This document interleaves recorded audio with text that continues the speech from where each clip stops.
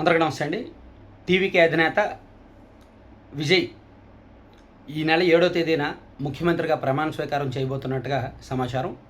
అయితే అతను 108 సీట్లు గెలుచుకున్నారు కాబట్టి మరో 10 మంది ఎమ్మెల్యేల మద్దతు ఉండాలి కాబట్టి ఒక కాంగ్రెస్ పార్టీ ఒక 5గురు ఎమ్మెల్యేలు వాళ్ళు మద్దతు ఇస్తున్నారు. అలాగే వామపక్షాలు కూడా మద్దతు ఇచ్చే అవకాశం ఉంది.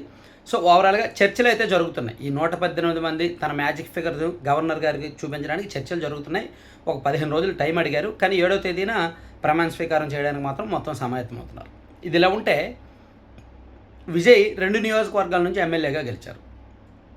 ఒకటి తిరుచి ఈస్ట్, ఇంకొకటి చెన్నైకి ఉత్తర దిక్కున ఉన్న పెరంబూర్. సో ఇందులో పెరంబూర్లో విజయ్కి 57,000 పైచిలకు 53,000 పైచిలకు మెజారిటీ వచ్చింది. అండ్ తిరుచి ఈస్ట్లో 27,000 పైగా మెజారిటీ వచ్చింది.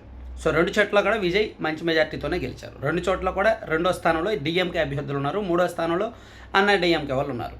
సో ఇప్పుడు విజయ్ 2 చోట్ల ఎమ్మెల్యేగా కొనసాగడానికి అవ్వదు. ఖచ్చితంగా ఆయన ఏదో ఒక చోట రిజైన్ చేయాలి కాబట్టి 6 నెలల్లోపు దాని మీద ఉప ఎన్నిక కూడా జరగాలి కాబట్టి సో ఉన్న సోర్సుల ప్రకారం నేషనల్ మీడియాలో వచ్చిన కథనాల ప్రకారం ఏమిటంటే విజయ్ తిరుచి ఈస్ట్ నుంచి రిజైన్ చేసే అవకాశం ఉంది. అక్కడ నుంచి రాజీనామా చేస్తారు, పెరంబూర్ నుంచి కొనసాగుతారు. దానికి కారణం ఏంటంటే పెరంబూర్ చెన్నై బేస్డ్ కాబట్టి ఇక్కడికున్న తనకు హై పాకెట్ పొలిటికల్ పరిచయాలు కావచ్చు, తన నెట్వర్క్ మొత్తం ఇక్కడే విస్తరించి ఉంటే, పరిపాలన కూడా ఇక్కడ ఉంటే, ఫస్ట్ టైం ఎమ్మెల్యే కాబట్టి కొంత దీన్ని డెవలప్మెంట్ ఫోకస్ చేయొచ్చు అనేది ఆయన ఉద్దేశం. నెక్స్ట్ అవసరమైతే మారుతారేమో.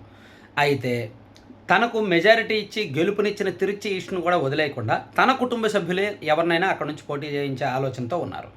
అందులో 2 ఆప్షన్స్. ఒకటి, విజయ్ తండ్రి చంద్రశేఖర్ ఈ ఎన్నికల్లో ఎమ్మెల్యేగా పోటీ చేయలేదు. సో ఆయన్ను తిరుచి ఈస్ట్ నుంచి పోటీ చేయించే అవకాశం ఒకటి అంశాన్ని పరిశీలిస్తున్నారు. ఇక సెకండ్ ఆప్షన్ త్రిష, ఈ హీరోయిన్ త్రిష అండ్ విజయ్ ప్రియురాలే. సో మేబీ పెళ్లి చేసుకున్న ఆశ్చర్యపోకలే, లేదా అలాగే ఉంటారేమోలే ఎంజీఆర్ జయలలితలాగా.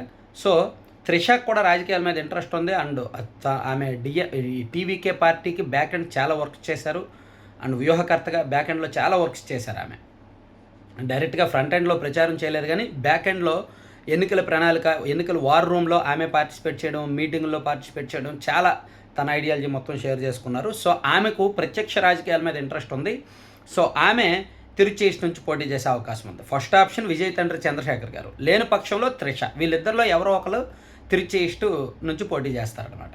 సో సమ ప్రాధాన్యత, తనకు తొలిసారి ఎమ్మెల్యేగా పోటీ చేస్తే 2 చోట్ల గెలిపించారు కాబట్టి, పెరంబూర్ అండ్ తిరుచి ఈస్ట్ 2 చోట్ల గెలిపించారు కాబట్టి ఈ 2 నియోజకవర్గాలకు కూడా సమ ప్రాధాన్యత ఇచ్చేలాగా తను అక్కడ నుంచి రిజైన్ చేసినా సరే అది కూడా తన నియోజకవర్గంలాగే భావించడానికి తన కుటుంబ సభ్యులనే అక్కడ నుంచి పోటీ చేయించబోతున్నారు.